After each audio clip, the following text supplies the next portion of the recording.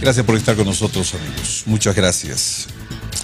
Se vienen, para ser un poco más sincero, entre el 4 y 8 de mayo, para ser exacto, muy sincero, los alegatos ante el Tribunal de La Haya por nuestra intención de reivindicación marítima.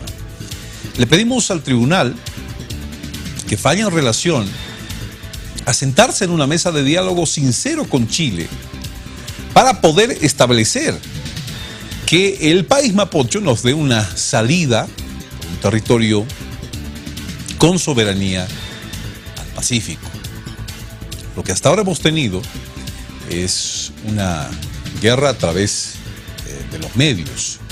Entre las cosas que dice, por ejemplo, el canciller chileno y que responde el encargado de mar para Bolivia. Vamos a ver lo último, por favor, porque el Twitter es el campo que han elegido para poderse incluso establecer estos criterios, que no son de estrategia de lo que se tocará en La Haya, pero que se convierte en una respuesta directa, por ejemplo, a los protagonistas de esta historia. El presidente Freddy Piñera, para que no hayan dudas, Bolivia respetará los fallos de la Corte Interamericana de Justicia. ¿Lo hará Chile? Responde Carlos Mesa, porque claro, el canciller chileno lanzó la pregunta hace horas nada más y dijo, ¿Bolivia respetará los fallos de La Haya?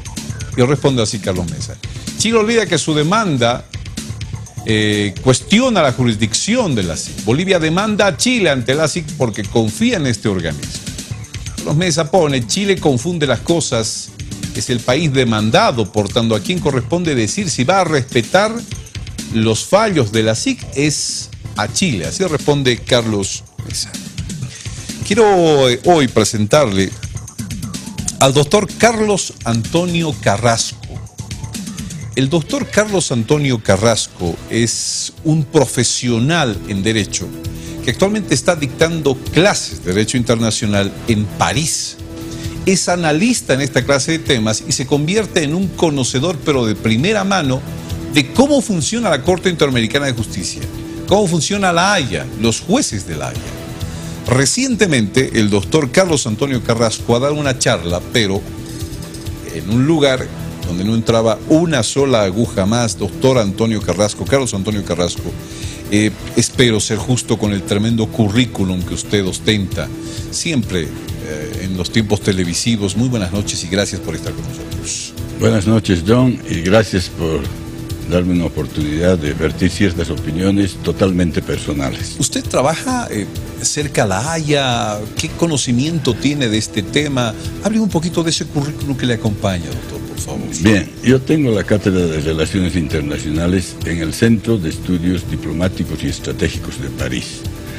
Ello me permite seguir de cerca todos los asuntos internacionales del momento, entre ellos los juicios que se ventilan en La Haya. Y en más de una oportunidad he tenido la ocasión de asistir a algunas actuaciones judiciales, de conversar con algunos jueces y ex jueces en mi calidad de académico. Y esa calidad me brinda la oportunidad de saber cómo 15 jueces de diferentes nacionalidades, diferentes escuelas jurídicas de pensamiento, diferentes culturas, pueden ponerse de acuerdo para emitir un fallo. Y con ese motivo he preparado un trabajo que se lo he traído dedicado a mis alumnos, lo he traducido al español. Quisiera mostrarle por qué. Porque se ha socializado, como se dice ahora, la demanda de Bolivia en todos los medios. Se sabe cuál es la demanda de Bolivia, usted acaba de decirlo, John, que es la obtención de que Chile se siente a negociar de buena fe la posibilidad de un acceso soberano y útil hacia el Océano Pacífico. Yo creo que preguntarle sus expectativas sería un error porque todos tenemos las mejores expectativas. Pero sí entrar y aprovecharlo, doctor, en qué va a pasar del 4 al 8 de mayo, que es para nosotros muy importante en materia de prensa y en materia de conocimiento general. Cuando nos dicen Bolivia presentará sus alegatos y Chile también lo hará, ¿qué escenario nos espera en La Haya? El escenario, como usted lo acaba de decir, se va a jugar en 4 días cruciales. El primero es el lunes 4 de mayo, que se inicia con la presentación oral, porque las escritas ya se han precedido esta actuación, del señor Felipe Bulnes, agente chileno ante la Corte de La Haya. El día 5 hay un receso, muy útil para Bolivia. ¿Por qué? Porque vamos a poder, quizá, recalibrar la estrategia boliviana de acuerdo al alegato oral que haga Bulnes. Es el 5 de mayo. El 6 debuta Bolivia con el doctor Eduardo Rodríguez Belcé.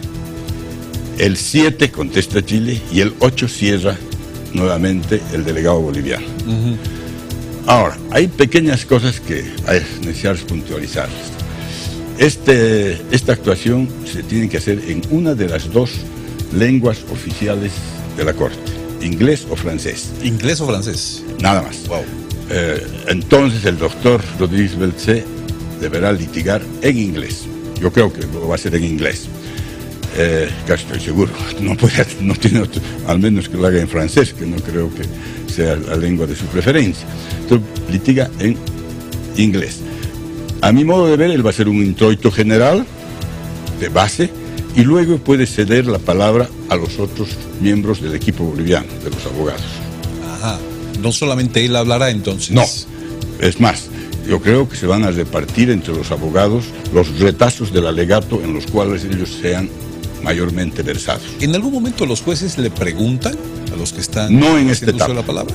En esta etapa los jueces, que además son muy solemnes, se visten de una túnica negra con un babero blanco. Con ese cabello antiguo y todo. Sí, y escuchan atentamente a ambas partes. Y luego va a ver usted en el trabajo que he hecho cómo cocinan el fallo. Ok, ¿cómo cocinan el fallo? Comencemos esta presentación. Antes déjame decirles, Ron. Sí, dígame otro. Yo creo que el expediente boliviano es impecable, la parte jurídica. La parte de la vocería internacional creo que era realmente interesante y la ha cumplido a cabalidad don Carlos Mesa, pero no es lo esencial. Así ganemos el apoyo de todos los presidentes de América Latina, eso no influye en la manera de ver, de considerar y de estudiar el caso en los 15 jueces. ¿Pero acaso los jueces con su nacionalidad no pueden verse de alguna manera presionados a un fallo? No.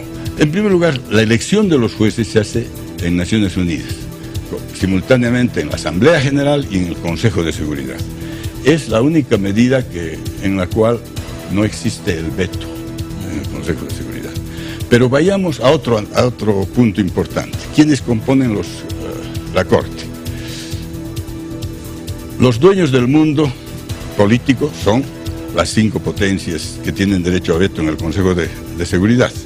En el mundo financiero, con el voto ponderado en el Banco Mundial y en el Fondo Monetario Internacional, manejan o controlan o influyen en ese aspecto.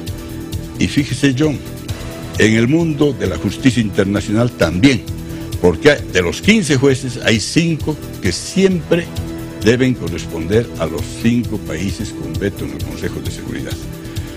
Los otros 10 se distribuyen geográficamente entre el resto del mundo. Bueno, nos tenemos que someter a esa realidad. Pero vamos a ver luego cómo estos 15 jueces se ponen de acuerdo. Muy bien. A ver, el hecho de esta campaña comunicacional, de llegar a varios países, hablar con los líderes, explicarles la demanda marítima, que ellos den el apoyo al acceso que queremos hacia el mar, no influye en nada en la decisión de los jueces. En absoluto. Estos jueces son incolores, inodoros, insípidos y antipáticos.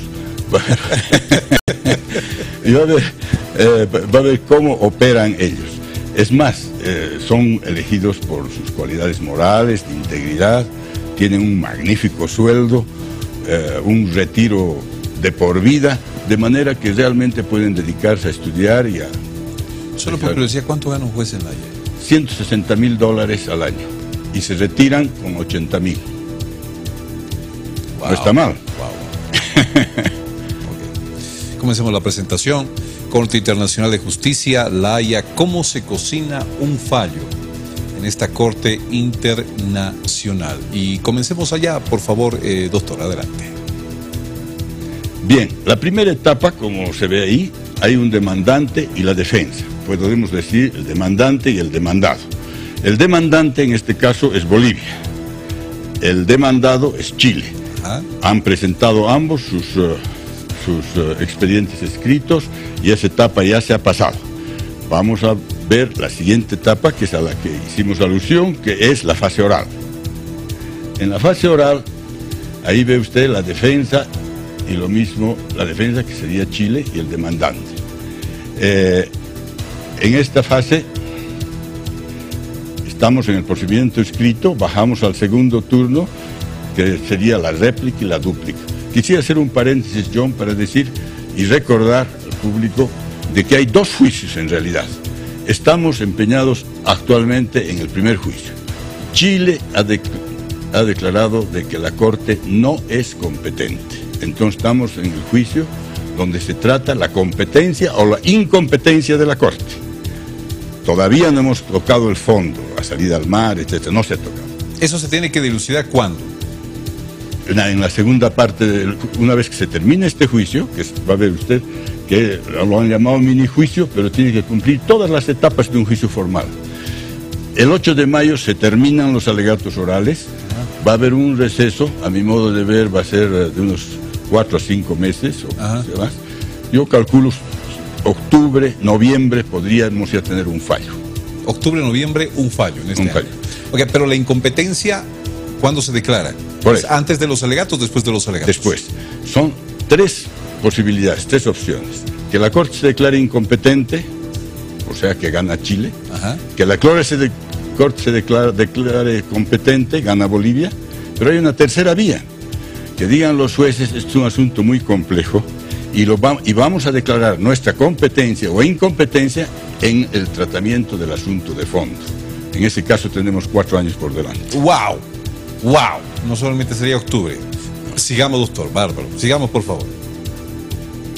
Adelante, señor. A la pantalla. Gracias. Ahora estamos en la fase oral. Ve usted a la izquierda el agente de la defensa, que es el señor Felipe Bulnes, y que tiene un coagente. El agente demandante, que es el expresidente Rodríguez Belcé, y que tiene ambos lados asistidos de sus abogados internacionales. La mayor parte son los abogados internacionales. Esto lo vamos a ver más adelante, tiene una gran importancia y va a ver usted por qué. Bien. Creo que nos hemos saltado una precedente. Esto es importante. Una vez que ha terminado la fase oral, los 15 jueces, más 2 jueces ad hoc. ¿Qué quieren decir los jueces ad hoc? Cada una de las partes, o sea, Bolivia y Chile, tienen derecho a nombrar un juez. Porque ninguno de los 2 países está representado en la Corte. Este juez ad hoc puede ser nacional o puede ser de una otra nacionalidad. En el caso de Chile, de Bolivia, se ha nombrado con mucha propiedad, y no ha salido siquiera su nombre en la prensa, a Yves Daudet. ¿Quién es Yves Daudet? Es un francés que es el director de la Academia Diplomática Internacional. Y ese va a representarnos como juez ad hoc en la Corte. No es solamente el equipo de abogados que se presentó el otro día.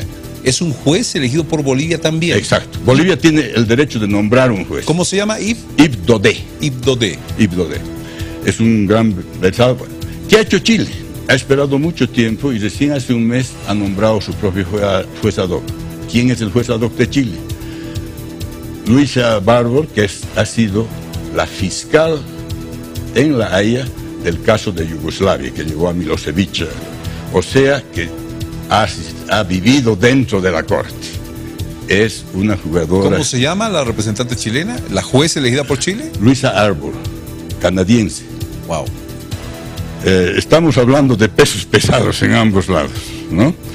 Bueno, luego, una vez que están solos los jueces y que han escuchado a Bulnes, han escuchado al equipo boliviano presidido por el doctor Rodríguez, se reúne en privado la Corte y el presidente distribuye un cuestionario.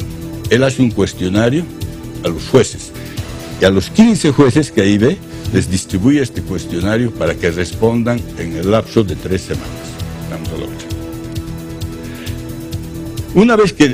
Una cosa curiosa, los jueces dan sus opiniones en un papel sin firma, solamente con un número romano. ¿Por qué? Para no influirse el uno sobre el otro. Por ejemplo, el juez, hay un solo latinoamericano entre los 15 jueces, que es en Brasil, es brasilero, el juez Cansado. Por ejemplo, el chino, el juez chino o el juez ruso, que no están compenetrados de las realidades latinoamericanas, pueden decir, escuchemos a un latinoamericano. Pero en este modo anónimo de dar sus opiniones, ninguno sabe cuál es la opinión de cuál. Vayamos a la próxima. La quinta etapa dura de 2... Aquí tenemos la cuarta etapa, ¿no? La cuarta etapa, de 2 a 4 semanas. Y hay una cosa muy interesante, John, es el 5 o'clock tea. 5 o'clock tea, que no es a las 5, sino es a las 3 de la tarde. A las 3 de la tarde se reúnen los jueces a comer masitas, croissant y a tomar té. Y empiezan ahí a hacer lo que podría llamarse en inglés un brainstorming session, una lluvia de ideas. Empiezan a dar sus ideas, sus opiniones de una forma informal, sin ninguna responsabilidad, solamente para situarse en el caso. Ahí van a discutir, es incompetente o no es incompetente, y van a lanzar sus ideas. Ahí no sacan nada Nada. En esa reunión es una reunión informal para conocer sus opiniones informalmente. ¿Este 5 o'clock tea es un día o son 2, 4 semanas? No, varios días. Puede durar una semana, 2 semanas. En este caso no, porque es muy concreto, competencia o incompetencia. Pero cuando se trata de un asunto ya más sólido, por ejemplo, el asunto del fondo boliviano, toma mucho tiempo, ¿no? Entonces se reúnen mientras están estudiando el expediente. Estamos hablando de miles de páginas, John. De miles de páginas. El expediente más los anexos. ¿Ahí unos pueden ser influenciados por los otros, por ejemplo, doctor? Inevitablemente, inevitablemente. Pero es una lluvia de ideas así, informales, etcétera, estudios de precedentes, como ha sido en algunos casos. Doctor, permítame un segundo, le pido por favor. Sí. Doctor Carlos Antonio Carrasco, experto en relaciones internacionales, además docente en París de Derecho Internacional, nos acompaña esta noche para hablar de este tema. ¿Qué va a pasar y cómo se cocina un fallo en La Haya? La pausa y volvemos, doctor. Permítame mientras le ofrezco un vasito de agua, por favor. Sí. Ya volvemos, no se vaya. El doctor Carlos Antonio Carrasco nos acompaña hoy, experto en Derecho Internacional, además de profesor docente en París, muy cercano, ha visto lo que se hace y cómo se cocina un fallo en La Haya. Este tema imprescindible para saber qué va a suceder entre 4 al 8 y para adelante. Se estima, dice don Carlos Antonio Carrasco, que en octubre podría La Haya darnos un fallo sobre nuestra demanda. Doctor, estamos en el 5 o'clock tea, caramba que se tratan bien jueces de La Haya. $168,000 al año, más su 5 o'clock tea en su lluvia de ideas. Siga usted, por favor, en estos 10 minutitos que tenemos. Bueno, pasado esa lluvia de ideas, venimos nosotros al debate interno de la Corte. En este aspecto, en esta etapa ya se conocen las opiniones, porque las han dicho en el 5 o'clock tea y luego en las otras reuniones. Se elige un comité de redacción compuesto de 2 o 3 jueces que ya redactan un proyecto de fallo detectando la mayoría. Detectando la mayoría. En el supuesto de que Bolivia tenga la mayoría, sería por la competencia de la Corte. ¿No es cierto? Esto dura, el comité de redacción tiene 3 o 6 semanas para redactar su borrador. La otra, por favor. Bien, la primera versión del fallo viene en inglés y en francés. La Corte decide una de las 2 lenguas que haga fe al documento. O sea, se hace en inglés, la traducción al francés tiene que ser impecable, reflejando el sentido de la Corte. Se hace una primera lectura entre los jueces, donde hay observaciones de forma, etcétera, etcétera, y se llega, ya se detecta en las discusiones una tendencia mayoritaria y una tendencia minoritaria. Entonces se hace en este momento un texto de compromiso de la primera lectura, siempre teniendo en cuenta la tendencia mayoritaria. La otra. La segunda lectura se hace después de unos 10 días, donde ya se hace una lectura más meticulosa, párrafo por párrafo, y se procede luego al voto. Es esencial el voto, entre los 15. Los jueces ad hoc, desde luego, no votan. En el voto, en la Corte, se vota por sí o por no, por estar de acuerdo o no. No se admiten las abstenciones, pero sí se admite la reserva. Uno puede votar afirmativamente un juez y poner su reserva. Okay, son 15. Son 15. Y el presidente, puede suceder un empate. Y entonces el presidente dirime. De ahí la importancia de la presidencia de la Corte. Y vamos a ver que en eso no estamos tan mal. Son 8 que necesitamos para ganar. Tenemos, para que Bolivia empiece bien, necesitamos el voto favorable de 8 de estos caballeros y damas, porque hay 2 mujeres en la Corte. El tema es cómo convencerlos. Así es. ¿Quiénes son los jueces de la Corte? Ahí hemos dicho que hay 5 jueces que corresponden a los 5 países que tienen derecho a voto en Naciones Unidas.